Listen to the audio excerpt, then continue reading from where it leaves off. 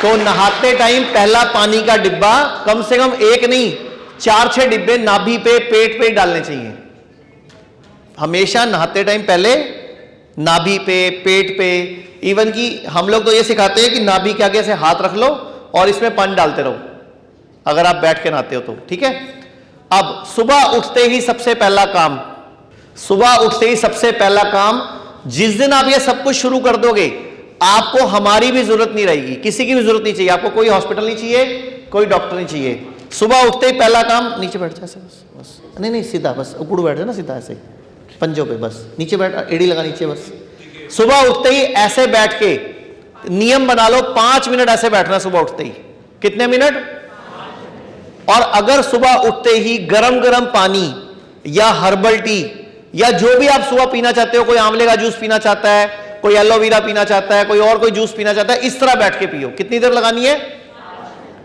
आप हैरान हो जाओगे 7 दिन के अंदर ना आपका गैस, एसिडिटी, कॉन्स्टिपेशन ये अपने आप दूर होना शुरू हो जाएगा। लेकिन करना क्या है? सुबह सुबह 5 मिनट ऐसे बैठना है, ठीक है। पहला आसन क्या है? इसको मलासन बोलते हैं, उकड़ू आसन भी बोलते हैं, इसको मल आसन भी बोलते हैं।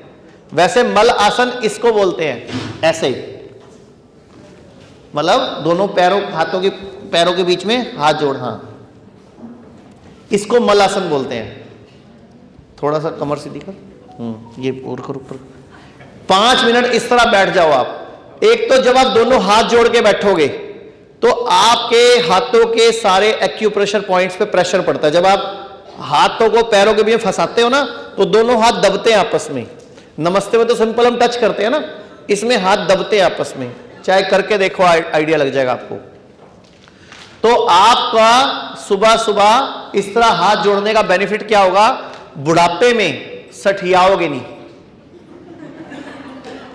बुढ़ापे में आपको चीजें रख के भूलना, मैं ये भूल जाता हूं, वो भूल जाता हूं, पैसे देके भूल जाते हैं। कई बार हमें भूलने की बीमारी, डिप्रेशन, एंजाइटी, ये जो नींद न आने की प्रॉब्लम है, जब आप ऐसे बैठोगे तो नहीं होने वाली, ठीक है। अच्छा, किस किस ने सुना हुआ है अकल पैरों में होती है, अकल घुटनों में होती है, अकल एड़ी में होती है, लंबे आदमी की होती है, फौजियों की होती है, कई बार नहीं कोई मिलता जनानियों की होती है, लेडीज की होती है। हाँ होती है, मैं तो कह ही रहा हूं, मैंने तो यही बोला होती है, मैंने ये तो कहा नहीं संभावित है, होती है कि नहीं। वो क्यों बोलते हैं बताओ, क्यों बोलते हैं? हमारे दिमाग में कितना खून रहता है, कौन बताएगा? हमारे ब्रेन में कितना खून रहता है एक टाइम पे? हमारी बॉडी में कितना खून होता है, चलो ये बताओ? 5 लीटर। दिमाग में कितना होता है? लगभग 150 ग्राम। तो 150 ग्राम खून हमारे ब्रेन में हर टाइम रहता है। ऐसे हो जाए बेटा एक बार, ऐसे इधर मुंह कर ले, इधर बैठ जा, वैसे ही बैठ जा जैसे पहले बैठा था। हाँ बस।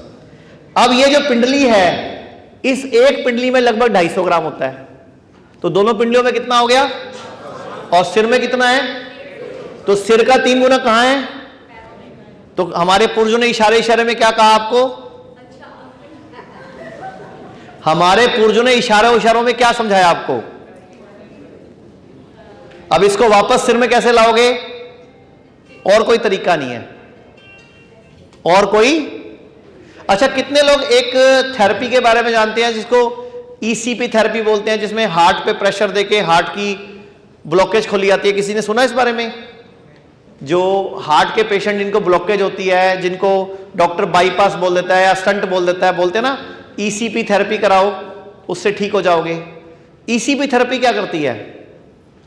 इसी पिंडली के ब्लड को पंपिंग कर करके बॉडी में एक ब्लड का सर्कुलेशन डेवलप करती है।